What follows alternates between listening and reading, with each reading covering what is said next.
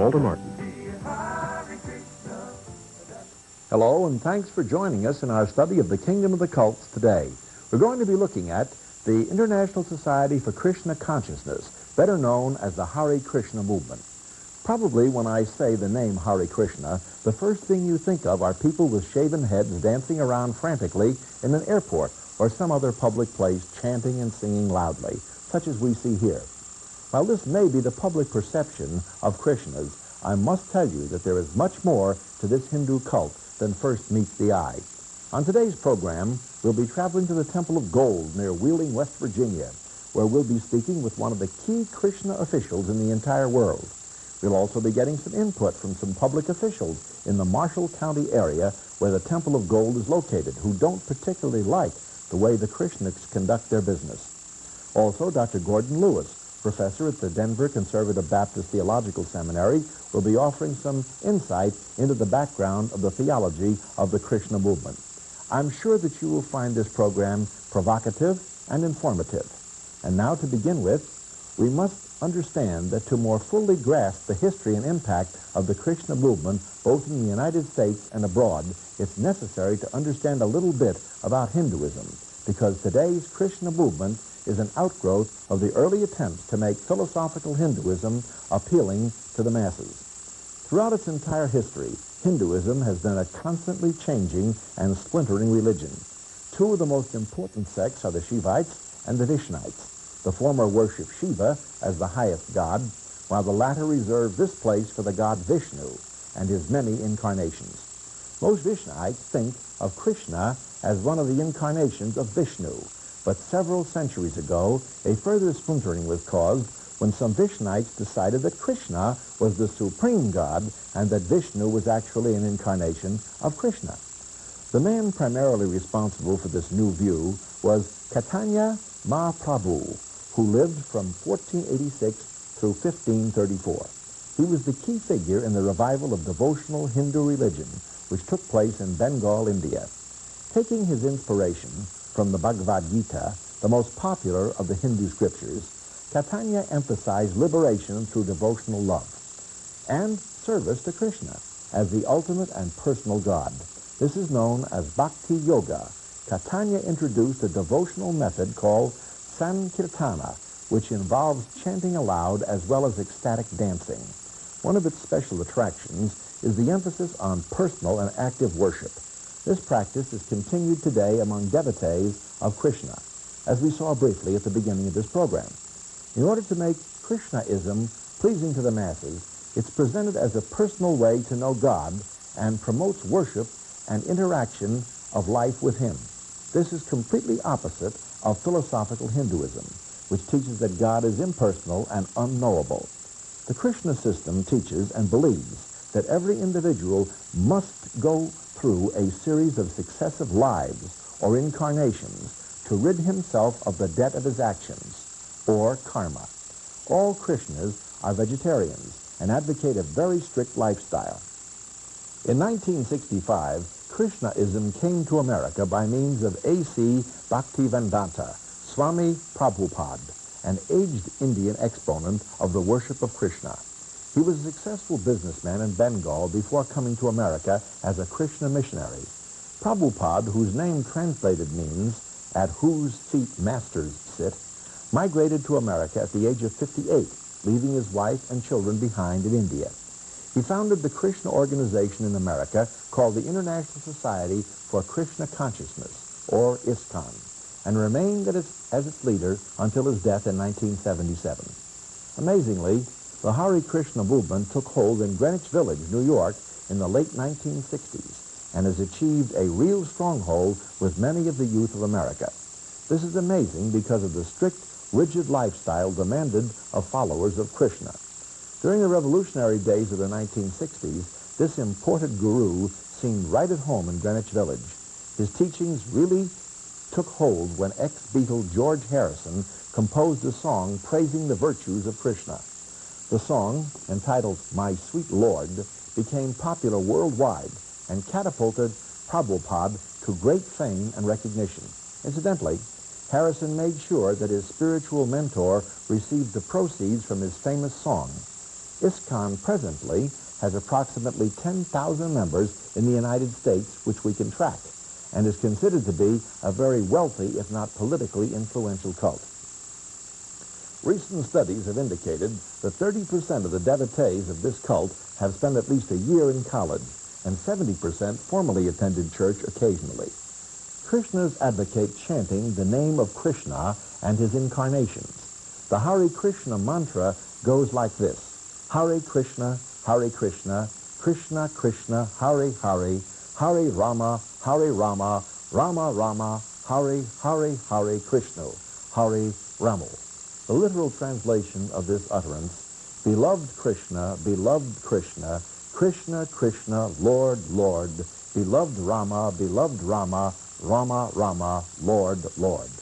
However, since this cult is deceptive, as are all other cults, several ISKCON publications translate it this way: O all-attractive, all-pleasing Lord, O energy of the Lord, please engage me in your devotional service according to the doctrines of ISKCON. Salvation must be earned, I might add, according to these doctrines, by performing a series of good works and purging oneself of ignorance through self-discipline and chanting the name of their God. Hearing and singing his praises is part of their daily worship, meditating upon the divine play and deeds of Krishna and engaging in the rites and ceremonies of worship. Another so-called good deed that isn't published but is taught by ISKCON is that of acquiring money for the organization by virtually any means. Krishnas believe that all money, or Lakshmi as they call it, which is the Hindu term for money, belongs to Krishna anyway, and that they are responsible for retrieving funds that have been, quote, stolen, end quote, from Krishna by anyone who isn't a devotee of the Krishna cult. This is why they don't have any problem with panhandling or posing as representatives of the Salvation Army, the Christian Children's Fund, and others to ask for donations. They sell books and flowers in airports. As Prabhupada once said, by hook or by crook, get them to buy a book. On page 80 of the Bhagavad Gita, the Krishna Bible, it says, all these performers who know the meaning of sacrifice become cleansed of sinful reactions, and having tasted the nectar of the remnants of such sacrifices, they go to the supreme eternal atmosphere, close quote. The Bhagavad Gita itself is a full-length poem, approximately 18 chapters in length, which was written sometime during the 1st century. Krishna devotees believe that it was written some 5,000 years ago, but available scholarship on this subject indicates that this is not the truth. Krishna followers treat this poem as a virtual Bible and use it in conjunction with the writings of Prabhupada's commentary. Briefly, it's a story told in allegorical form, supposedly narrated by Krishna, depicting the history of a war. The dialogue in this poem is said to be the dialogue between Krishna and mankind, as exemplified in the conversations of Krishna and Arjuna, who is described as his warrior charioteer. Supposedly, if one can master the content of the Bhagavad Gita, one has mastered the wisdom of the ages. As the story goes, Arjuna, the warrior, plunges himself into the battle. That is, until he is told that his relatives represent the opposing forces. He then hesitates to fight on because he believes that his relatives will be killed very soon. However, Krishna then advises him to fight on bravely by telling him that he should not have feelings toward his relatives. This allegorical message is the crux of the Krishna cult theology. The founder of ISKCON, Prabhupada, was certainly in agreement with the Bhagavad Gita, as he admonished his followers to withhold their emotion and not show feelings toward anybody. The salvation process in the Krishna cult is thoroughly entwined with the Hindu concept of karma. Whatever you sow, you reap. As we said earlier, to amplify on this point a bit further, the teaching which requires belief in reincarnation and or transmigration of the soul says that one's deeds, good and bad, are measured and judged either for or against him. Only when his good deeds have atoned for his bad deeds, and the devotee is then cleansed of this evil world, can he realize his oneness with Krishna and cease his cycles of rebirth. Devotees today, such as those at the Temple of Gold in West Virginia, a place we'll be visiting shortly on this program, are admonished to live a life of simple and Spartan style. Devotees are awakened each morning at 3 o'clock. At this time, they take a cold shower. Then they awaken the temple idols. At this point, the deities are dressed and fed. As bizarre as this sounds, it really is the truth. When members of our staff visited the Temple of Gold, they personally witnessed this spectacle, noting that the likeness of Prabhupada, which they worship, was freshly bathed and plates of food were set forth in front of this idol representing him. Following this daily ritual, many of the devotees go into the streets or airports to beg for money and sing the praises of Krishna by chanting their ode to Krishna over and over, a scene which I suspect many of you have witnessed from time to time. Believe me, they aren't hard to miss. Usually, they can be found in large cities, chanting the praises of Krishna on public streets and in parks. The faithful are admonished to live the Spartan life at all times. They are taught not to drink alcohol, not to have illicit sex, not to gamble, or to eat unclean foods. Furthermore, they are discouraged from having contact with their hostile families or loved ones if at all possible. Although marriage is not totally prohibited, it is widely discouraged in this cult. Since celibacy is one of the primary tenets of the Krishna faith, those persons who are married are apparently considered inferior because they can't abstain from having sex. Or, so the story goes, despite the fact that marriages are permitted, contact between husbands and wives is strongly discouraged. As a matter of fact, couples are required to live in separate quarters, and sexual intercourse is allowable only when the couple has received permission from the head priest in the local temple. Sex is only tolerated as a means of childbearing, not as pleasure between a man and a woman. It's only encouraged once a month, at the height of a woman's maximum fertility cycle, and that's all. Sexual intercourse is also permitted after the man and the woman have chanted 50 rounds of the Krishna mantra, which is no small feat of itself. Usually, this can take up to 5 hours to complete. We'll be discussing the theology of the Krishnas later on in this program. But first, I want you to see and hear from the Krishnas themselves, as well as hearing some other interesting material about them. This is the Temple of Gold, located near Wheeling, West Virginia. The Krishna devotees constructed this place without any building plans, or for that matter, any building expertise. If what they say is true, it is quite a remarkable feat. Upon closer examination of the structure, however, even the average layman will see crooked joints in the construction of the place. But as the Krishnas freely admit and even boast, they did it only with the hand of their God guiding them. The Krishnas have been quoted as saying, the Temple of Gold is a type of spiritual Disneyland. Because they believe this, they are charging admission to gain entrance to the temple, which is hardly what most religious institutions do when showing their buildings off to the public. Because they've chosen to do this, the Krishnas have gotten in trouble with the assessor's office in Marshall County. During the time we visited at the Temple of Gold, we also had a chance to visit with the assessor of Marshall County, Alfred Clark. Our reporter, Regina Sipple, asked Mr. Clark if the Temple of Gold property and buildings were tax-exempt due to the fact that they were now charging admission to get in. No, they are not tax-exempt, and no, they should not be tax-exempt, in my opinion. As the assessor of Marshall County, I am under duty, as far as the Constitution is concerned, to tax that property that which I feel is taxable. West Virginia law plainly stipulates and reads that in order to enjoy tax-exempt status, you must use your property, in the Hare Krishna's case, exclusively for divine worship. Well, in my opinion, they have ceased using that property for divine worship only. They have developed and put into effect out there a 7-day-a-week private, enterprising, thriving business. How? By advertising their Palace of Gold through the use of billboards on Interstate 70 going from Pennsylvania into Ohio and West Virginia, by charging an admission rate of what I believe now is $4 for an adult and $2 for a child. That admission fee must be paid, or you cannot gain entry into the Palace of Gold.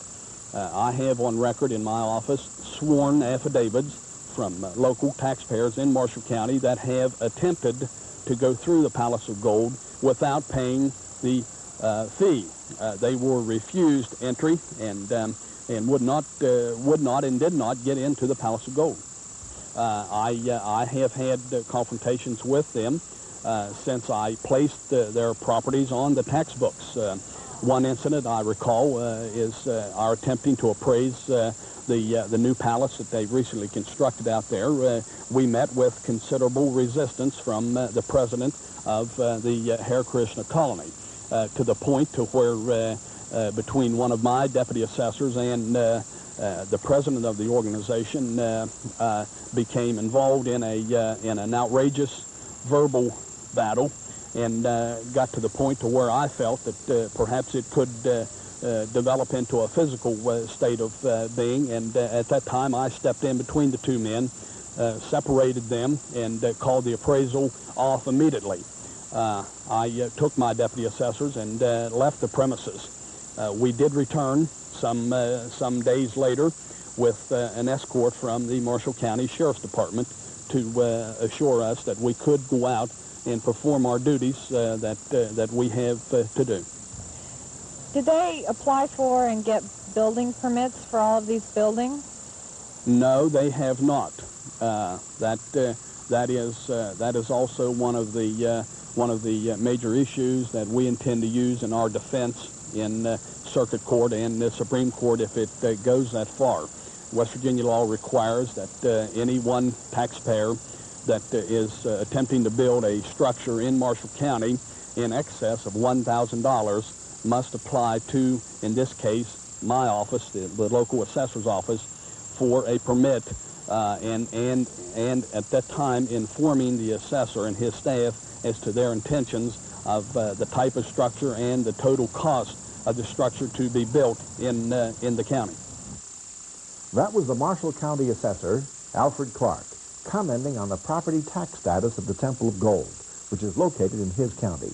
When we were there, we heard stories that they had many problems with runaways from the Krishna compound. We talked with Marshall County Sheriff Robert Leitner, who had this comment.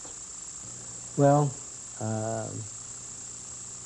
example, for instance, young people, there's been quite a few times that we have picked up Krishnas along the road that didn't know who they were or where they were at. They were so brainwashed. The one Krishna just not too long ago was dropped off by them on our highway with no, the only thing he had on was his pants. We ended up and fed him, put a shirt on his back, bought him a pair of tennis shoes, took him back out on the highway and dropped him off. Because our local mental health centers say that they can't help them. So, but this has not only happened once, this has happened quite a few times. There's Christians, young people runs away out there. We try to assist them to contact their parents or family and so on. Do you believe the Krishnas are violent people? I think the potential is there because of the way that some of the kids are brainwashed. I have talked to ex-Krishnas. I have tapes talking to ex-Krishnas. They have told me that they would commit violent acts on the command from their leaders. What, in your opinion, are the goals of the Krishnas politically in this area? Well, I think here in West Virginia, and it can very well happen. I've talked to our Secretary of State. I've talked to quite a few elected officials. I've talked to a lot of people. The Hare Krishna in our county, majority of them that come in to register to vote gives one address. They can leave our area, go back to California or Texas or Michigan, wherever they came from, and then on election day come in and vote. And they can definitely control the primary election already. They can, if the numbers are enough, and I think there's approximately 265 to 300 registered voters out there now, they can even control a general election. But the possibility is there that they could bring in literally thousands and register them to vote in our county and give the same address and control elections in our county and even run some of their people for political offices. That was Marshall County Sheriff Robert Leitner commenting on some of the problems his office has had with the people who reside at the Temple of Gold. Dr. Gordon Lewis is a professor at the Conservative Baptist Theological Seminary in Denver and an expert on Eastern religions, including the ISKCON movement. He had this comment about them. A.C. Bhaktivedanta Swami Prabhupada had left a career as a university professor. He had left his wife and children to seek enlightenment in India. He was, in effect, a person in a counter-culture movement in his own country to seek reality. He then left what he had developed there religiously and came penniless to Central Park in New York City and began his teaching of the Hare Krishna movement. He appealed to young people who were down on the establishment educationally, politically, religiously, people who had been tired of mere ritual in the churches and empty formality and wanted experience of God. What he promised was a loving experience of Krishna. He is in the devotional or bhakti tradition of Hinduism, in which you have the discipline or yoga, and not of the mind and not of the tantric variety, but of a kind of non-conceptual emotionalism. I think his approach is parallel to some of the extreme Pentecostalist approaches in Christianity. He reminds me sometime in his appeal to young people of the young man who was tired of discipline at home and ran away, and then he joined the Marines. The young people thought they were going to find freedom in breaking away from the established Christian churches in our country, and in following Prabhupada, they found something like a Marine sergeant who laid down all kinds of rules. It starts out that his message is pure love, pure authentic experience, direct experience of God. I would appeal to people to distinguish between experience and interpretation of experience. All of these new religions and cults are proclaiming an experience, but there is a difference between what is given and how it is taken. And each of these has his different way of describing the experience. And certainly Christians have a different way of evaluating and describing that experience. From a secular humanist point of view, it means one thing. From a pantheistic worldview, another. And from a theistic worldview, with a personal God revealed in Christ and Scripture, the way in which that experience of feeling one with the grass and the trees and the birds and the Rocky Mountains is taken is quite another. It is fine to appreciate nature, but not to worship it. That was Gordon Lewis, an expert on the Hare Krishna movement. Dr. Lewis will have some other comments later on. But right now, let's talk with the Swami Srila Bhaktipad, who is one of the key officials of this cult in the entire world. We thought this would be appropriate so that we could get the information we wanted directly from them. When we first began to talk with him, we were curious to know more about the Temple of Gold itself. So we asked him to explain the original purpose of constructing the temple. We started this structure as a home for our spiritual master, His Divine Grace, A.C. Bhaktivedanta Swami Prabhupada. And after he left this mortal world in 1977, we decided to make it into a memorial in his honor. Describe some of the characteristics of the temple. Well, some people say it's something like heaven. Sometimes West Virginia is described as almost heaven, but when they come up here, they think that they're in heaven. It's really quite transcendental or otherworldly. Some people say it's like it's not in West Virginia. Some people even say it's not in the material world. The style, of course, you can describe as that of Jaipur in India, although not completely, because it is done by our devotees who are none of them really Indian or trained in India, but we're Westerners. It also has a lot of Renaissance and Western features. Basically, it's simply an attempt to glorify God with the most beautiful thing we could conceive of. How many people visit here every year? About 500,000. Is this considered a tourist attraction? Well, I suppose you'd say it's a tourist attraction, but that doesn't make it something material. That is not our purpose, actually. Of course, we are glad to have visitors come and see the temple because that gives us a chance for us to talk to them about the glories of God. That was the mission of our spiritual master. He wanted to awaken everyone's God or Krishna consciousness, and we're trying to do that also, even with this building. How much did it cost to build the Temple of Gold? We've spent about $750,000. Of course, we didn't pay any labor costs because it's built entirely by our devotees. I don't know what it would cost to build, but it would certainly be many, many times that. What is it worth today?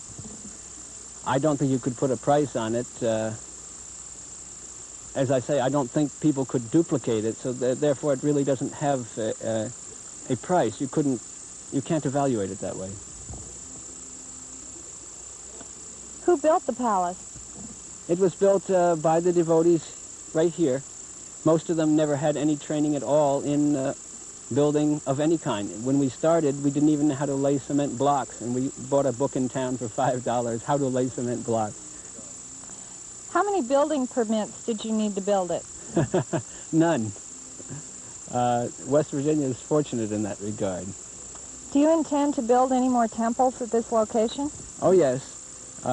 We are building at least 7 more temples in this location. The next temple is called the Temple of Understanding. It will be at least 20 times the size of this temple. As you just heard the Swami say, to build the Temple of Gold didn't require any building permits, and that his visitors' figures to the temple average around 500,000 each year. I suspect that Mr. Clark, the assessor, might disagree with the statement about building permits, and if the attendance figures are accurate, the assessor might like a bigger share than he's already asking for. After we talked with the Swami about the Temple of Gold, we wanted to know more about his religious beliefs. We started by asking him what the marks on his forehead represented. This is called tilak.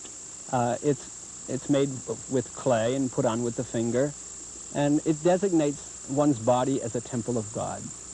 Do Krishnas recognize the scriptures of other religions? Yes, we recognize all the scriptures of the world. God is one. God is not Hindu, God is not Jewish, God is not Christian, God is God. And according to time and circumstance, the Lord speaks in different scriptures, but it is always for the same purpose. God's purpose is to bring us all back to the transcendental world, back to his kingdom, the kingdom of God. Unfortunately, most people aren't very anxious to go, and therefore they disregard the scriptures of the world. But still, the Lord comes from time to time, either himself or as his son or as the bona fide spiritual master, to proclaim the same religious truth, that everyone should surrender to him only. Actually, we are all eternal sons or servants of God, and we're meant for surrendering to God, and then we can go back to God's kingdom. Who is Krishna? Krishna is the Supreme Personality of Godhead. Krishna appeared on this earth 5,000 years ago in the form of a cowherd boy. And in that lifetime, or in that incarnation, he spoke the Bhagavad Gita, which is the scripture that is most revered by all Hindus world around, and not only by Hindus, but by great scholars. It was actually very influential in our American Transcendentalist movement. Emerson and Thoreau were very much influenced by the Bhagavad Gita. And Lord Krishna says in the Bhagavad Gita that the ultimate goal of all religion is to surrender to him. It is not a sectarian religion. God is one. And when Lord Krishna says surrender to him, he means to God. That is our ultimate destination. Krishna says that he is the seed-giving father of all living entities. No one is excluded, not even the plants or animals. How does Krishna relate to the Hindu Godhead? Generally, people say that the Hindu Godhead is Brahma, Vishnu, and Shiva. But actually, Krishna is the origin of all three. Vishnu is the preserver, and as such, Krishna is the original Vishnu. Krishna expands into innumerable Vishnu forms, and from these Vishnu forms, Lord Brahma expands and Lord Shiva. That was Swami Srila Bhaktipad telling us about some of the Krishna beliefs. We then asked him to explain why Krishna followers chant the name of Krishna over and over again. To become conscious of Krishna. Actually, Krishna is the source of all consciousness. Our consciousness is due to the presence of a little part of Krishna. We are spirit soul. Just like this material body, it is part of matter, which is by nature dead. Everything in this material world is by nature dead. But when the spirit soul, a little particle of Krishna, comes in contact with it, there is life and there is consciousness. Now, the goal of that consciousness is to become absorbed again in the source of all consciousness. Not that we lose our individuality, we lose our existence, but we can associate with that supreme source of consciousness in transcendental love. What happens if you abide by these rules? That is negative. Beside that, one must do something positive by chanting the holy name of the Lord, by worshiping the transcendental form of the Lord, by engaging in his service. We positively develop our love for God. That is the real qualification for going back to home, back to Godhead. Avoiding sinful activity simply means not to again become contaminated. It is to keep the dirt from covering us again. That is all. In the Krishna faith, what is necessary for salvation? Krishna says in Bhagavad Gita to abandon all varieties of religion and to surrender to him only. Krishna promises to such a sincere soul, he will deliver him from all sinful reactions. Who is Jesus Christ to you? Jesus Christ is who he says he is. He is the Son of God. Christ said that he was the Son, and he said that he worshipped his Father. In Bhagavad Gita, Krishna says, I am the seed-giving Father. So we find no conflict between Krishna and Christ. In fact, we find a great similarity. They taught the same thing. Krishna taught that we should surrender to him, and Lord Jesus taught that we should surrender to his Father. There is no difference. How do Krishnas have their sins removed? By surrender to Krishna. I guess their true beliefs and the disparity between them and the Christian way of life was summed up in the last remark when the Swami was asked how Krishnas have their sins removed. The reply, quote, by surrender to Krishna, close quote, was no accident. We asked Dr. Gordon Lewis to comment on the Krishna form of salvation. Salvation has to be defined first. It's cutting short the 84. You face possibly 88,400,000 reincarnations in order to work off your bad karma time after time. So salvation is being free from the necessity of being born in another bodily existence. Salvation then is viewed very differently from that in Christianity, of coming into personal relationship with Jesus Christ. How do you achieve this freedom from the necessity of rebirth? You do so by, first of all, just getting free from all the desires that you have. The topmost desire, the Prabhupada says, is sexual, and therefore you must get rid of that. You must recognize that the basis of all your problems is your body. It is the actual flesh, which is the root of all evil. And so you have to, first of all, realize that the real you is not your body, and free yourself from all desires for anything physical. and you will receive no help from Krishna or Prabhupada. This is a matter that is up to you. There is no concept of grace to aid you. You are, as Prabhupada says, sinking like a drowning person, and you must overcome the tremendous hold that any desires for money or any physical thing may have upon you. Once you have achieved that level of freedom from thinking of yourself as physical, then you think of yourself as a separate soul or spirit. I talked to one of the followers of this movement one day, and he said he was so excited, brought up in a secular behavioristic educational system. He said, "Did you know you had a soul?" And I said, "Yeah, I did." I learned that from the Bible and from Christ. We have some bit of common ground there. But this is just a stage in your development, according to them. You must now learn to think of yourself as not a separate individual person or self or soul or spirit. You must view yourself as part and parcel of Krishna. They talk about emphasizing God as personal, but they more and more think of God as in that pantheistic, monistic sense. All is one, all is Krishna, the real you is Krishna, and if you think of yourself as distinct from Krishna, the underlying reality of everything, then you are caught up in illusion again, and you have to work your way out through how many hundreds and thousands of reincarnations. It is a hopeless picture, really. The Prabhupada tells of one Krishna saint who repeated the Hare Krishna mantra hundreds of times every day, faithfully, but as he was dying, he thought of a deer. And if you are thinking of anything but Krishna when you die, you become that. So that the most faithful Hare Krishna follower can, in effect, lose his salvation at the moment of death and have to go through all of those reincarnations, sheer works, and the penalty and the pain that follows for the evil of the last life. When we asked the Swami to tell us what he believed bad karma was, he said, Bad karma means reactions from disobeying God's laws. Just like disease is a reaction to disobeying God's laws. Bad weather is due to disobeying God's laws. All of the miseries of material life are due to disobeying God's laws. If we will surrender to God, then we can become free from all miseries. What is the motto of the Hare Krishna movement? Surrender to Krishna.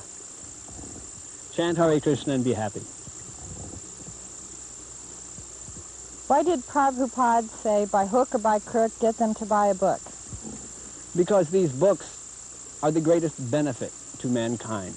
Just like a child, if he's suffering from a fever or something, the mother gives him an aspirin, even if she has to disguise it in some jam or something, and she says, "Here, take this. It's nice. It's nice, sweet." That is not lying. That is for the benefit of the child. Similarly, everyone must read these books in order to be benefited by this transcendental knowledge. If you have listened carefully, you heard the Swami offer some comments on situational ethics. What he really said here is that it's perfectly all right to lie if the recipient of that lie will ultimately be the beneficiary of transcendental knowledge. By their definition of the word, transcendental knowledge is knowledge of Krishna. Dr. Lewis had this to say about karma. Karma is based upon the law of cause and effect, and for every evil thing you do, you receive evil. For every good, you receive good. It's a merit system, and there is no escape. A person who believed in this the first time he heard a missionary tell about the possibility of forgiveness cried, "That would be unjust. It would be wrong for sins to be forgiven." And he was right, except for the substitutionary provision of Jesus Christ, which made a just amnesty possible. We then asked the Swami to comment on whether or not he believed that someone who is handicapped is being punished for a former life and sins in that life. Everyone is being punished or rewarded according to his past activities. That is called the law of karma. In physics, we call it the law of action and reaction. Everything in this world works on that principle. If you throw a ball into the air, if you throw it up, it comes back down. If you inflict pain on another, that pain comes back to you. So we have to understand what is correct action and what is incorrect action from these regulations of the scripture. And in that way we can avoid sinful reaction. How many wives does Krishna have? Krishna has millions and billions of wives. When he was on earth, he displayed 16,108 wives. But you cannot number the expansions of God. God is infinite, and he has infinite wives, he has infinite children, he has infinite everything. He is an infinite person. What is the significance of this? The significance is that he is very, very great, and we are very, very small. Foolish persons think that they are God, or they can become God by some mystic process, but they are simply bluffing, you see? So if you want to become God, just try having 16,000 wives. Who can do that? I wouldn't sign up. Why do Krishnas feel that they need to solicit at public facilities? Because that's where people are. Our goal is to reach people with this message that can help them. The fact is that people are suffering.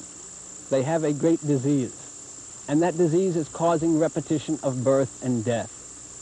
We have the remedy. By surrendering to Krishna, simply by hearing about Krishna, one can transcend the repetition of birth and death. Therefore, this is the greatest welfare work. It is the duty of every devotee to try and spread this knowledge to his fellow men. Why do Krishnas sometimes pretend to be collecting for the Salvation Army, Christian Children's Fund, and other groups?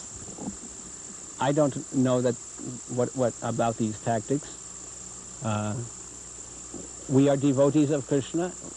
We are entitled to solicit for that purpose, and that is what they should do. Because of chanting, Krishnas are sometimes considered social misfits by many in the West. What is your response to this? If a shoe is out of size, it's good that it doesn't fit, you see? If something is out of joint, if something is not right, why should we fit in? If Krishna or God is actually the center of existence, why should we fit into a society that denies the existence of God or neglects the existence of God and proclaims that sense gratification is all in all? In such a society, it is wise to be a misfit. Have Krishna devotees been misunderstood? That is inevitable. Anything that is new is misunderstood. So it takes some time to educate people. Actually, this philosophy of Krishna consciousness is the highest philosophy the world has ever known. And some of the greatest minds of all time have embraced this philosophy. So we have nothing to be apologetic about. We have scores of books that are reputed by scholars around the world. Our books are in the libraries of all the renowned universities of the world. The philosophy of Krishna consciousness is recognized and admired by most great scholars. That was Swami Srila Bhaktipad commenting on some of the beliefs of the Hare Krishna movement. We then asked Dr. Lewis to give us some basic differences between Krishna and Jesus Christ. A great many teachers of religions will say that all the founders are similar and teach much the same thing. It should be evident after watching this film that that is not the case, and it certainly is not the case with respect to Krishna. One day I was down at one of the shopping centers in Denver, and a Santa Claus came up and wanted to sell me some candy canes for my children. They were teenagers, but I thought just for the fun of it I'd take them some. Turned out that in the uniform of Santa Claus was a Hare Krishna. And he wanted me to understand at Christmas time that as I tried to witness to him about Christ, that Krishna was Christ. Anyone who knows anything about Jesus Christ from the scriptures and knows about the life of Krishna from Swami Prabhupada's own writings and other Hindu traditions knows that there is a tremendous difference. There is an attempt to have something similar to the virgin birth for Krishna under auspicious skies, transcendental sounds, and an overjoyous moon, although not a full moon. A baby was born with 4 hands, holding a conch shell, a club, a disc, and lotus flower, wearing a jeweled necklace, dressed in yellow silk, wearing a helmet, bracelets, earrings, and similar other ornaments all over his body, and an abundance of hair on his head. And you ask, how could a newborn child be so decorated? Well, no mere earthly child could be. So this is the evidence that he is an avatar, that he is God.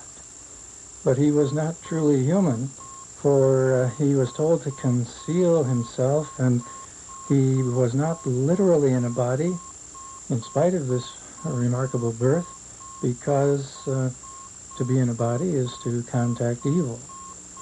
And so Krishna had no direct contact with the material world. That is a radical difference from the incarnation of Jesus Christ. He became flesh. He walked on dusty roads, got hungry and tired. He slept in the bottom of a boat, and the Hurricane Hazel couldn't wake him. Furthermore, Krishna was a questionable character. The caste system, with all of its discriminatory evils, was originated, according to the legend, by Krishna.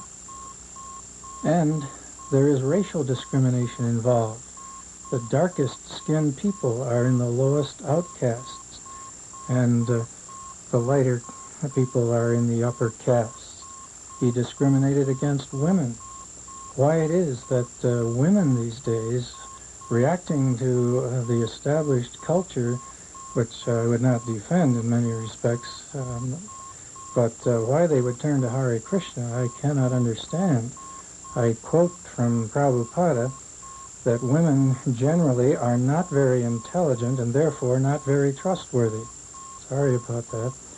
A woman should not be given freedom. That does not mean that women are to be kept as slaves, but they are like children. The demons have now neglected such injunctions and think that women should be given as much freedom as men. Here is nothing parallel to Jesus Christ. You have an example possibly in Prabhupada and Krishna. You have teaching in Jesus Christ. You have far greater teaching and a far more wholesome example. But beyond that, you have a Savior who gave his life, who was willing to suffer and die for his followers. The Hare Krishna teaching is that there is no reality to suffering, and they would not think of dying for their friends. There is nothing, of course, like the resurrection of Jesus Christ from the dead. A further indication of chauvinism is that if a male has bad karma, he is threatened with being born in the next life as a female. That was Dr. Gordon Lewis of the Denver Conservative Baptist Theological Seminary, commenting on the Hare Krishna cult in the context of our understanding of it as Christians. Finally, we had one last revealing question for the Swami. The answer we received took us by surprise. Listen. Who is the blue-skinned master of demons in the Bhagavad Gita as it is? That is Lord Krishna. Is there anything you'd like to add? Chant Hare Krishna. It will make your life sublime. Yes, apparently Krishna is the blue-skinned master of demons, and that sums it up nicely. Often, members of ISKCON will say that Jesus Christ is Krishna's son. This, of course, is totally contradictory to biblical theology. Many times it is difficult to define Krishna concepts of God because they are not consistent in their definitions or beliefs. However, I believe we all understand what a demon is. That's very clear. I say that Krishna is not the master of demons, but that he is a demon, in accordance with the words of the Apostle Paul, that what the Gentiles sacrifice to, they sacrifice to demons. And an idol is nothing in this world, for there is no other God but one. To further understand the beliefs of this cult, let me say that Krishnas apparently believe that Krishna is the head of a Hindu trinity, and some of them are monistic in their beliefs, in that they believe that all existence is one substance. Still, other Krishnas are pantheists who believe that all existence is divine. They all believe, however, that all souls are eternal and accountable for their own actions throughout time. As we've seen, karma is the result of bad actions, and those actions have to be worked out through various lifetimes, so that one can hopefully reach nirvana, total oneness with God and heavenly bliss. Most Krishnas hold little hope of reaching that stage at the end of this lifetime, which must give them a tremendous amount of pressure in their daily lives to perform to the utmost of their abilities. Even though they are frequently seen dancing and chanting in apparent ecstasy in the streets, their lives don't hold a great deal of hope. Although Krishnas believe that it's difficult to go beyond the mere temptations of flesh and blood, ISKCON does teach that the way to pure salvation can only be achieved by a guru whose spiritual claims are legitimate. Of course, Prabhupada claimed to be such a person, who actually believed that he was Krishna's spokesman for this age. It's interesting to note that today, followers of Krishna believe that Prabhupada was such a holy man, and thus more important to them than Jesus Christ in the eternal scheme of revelation. The familiar Hare Krishna chant, heard countless times in airports and other public gathering places, means much, much more than meets the ear, as we said earlier. They are in effect chanting an invocation to a multiplicity of Hindu deities. Furthermore, this paganism is also demonstrated daily by the various temple duties and rites carried out by the faithful. Krishna devotees are permitted to eat the food which earlier was sacrificed to their idols. However, when they do that, they believe that they are actually eating the body of Krishna. They even go so far as to bathe their idols and give them a set of fresh clothes daily. Following this ritual, the faithful are permitted to drink the water as an additional method of cleansing their souls. Despite what appears to be obvious, Prabhupada was quoted as saying that he did not encourage his followers to worship idols. On the other hand, he stated that idolatry is worshiping a material form of God. Prabhupada also described his followers as, quote, dumb asses, close quote. Krishna, we are told, is not just a form of God. Krishna is God. What theological arrogance and pride. After Prabhupada died, the leadership of this movement passed on to 11 gurus whose jurisdiction covers the entire world. We talk with one of them today. In order to convert more initiates to the claims of this bizarre movement, even Krishna is apparently willing to compromise. For example, it's not an absolute requirement anymore to give up everything in this material life and to move into the temple, which was formerly required of all initiates, as long as a devotee eats a strict vegetarian diet at home, and even some other religious viewpoints are now somewhat tolerated. By the way, the next time you're in an airport where a Krishna person is soliciting your money, be sure not to succumb for any of the various weak rationalizations they may try to use. Ex-Krishnas have reported that while devotees, they made up whatever stories they thought would trick people into donating. After all, they believe non-Krishnas stole the money from Krishna in the first place. As we said before, as Dr. Lewis indicated, this is a very chauvinistic cult, and women are taught to be seen and not heard, quite literally. Women are taught not to wear any clothing that would be attractive to the men sexually, and in fact, they usually wear the traditional flowing Indian garment called the sari.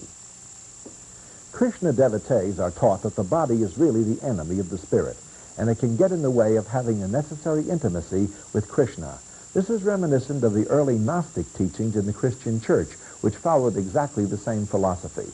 God speaks against these things, particularly in the New Testament, by warning us that those in the last days will come, who will tell us that it is not necessary for us to eat certain foods, that we should abstain from marriage, and forbidding things which God has cleansed and called holy. Although devotees' sexual activities are severely circumscribed, the God they worship, Krishna, has no such restrictions. The Bhagavad Gita recounts some of his thousands of sexual affairs with literally hundreds of goddesses.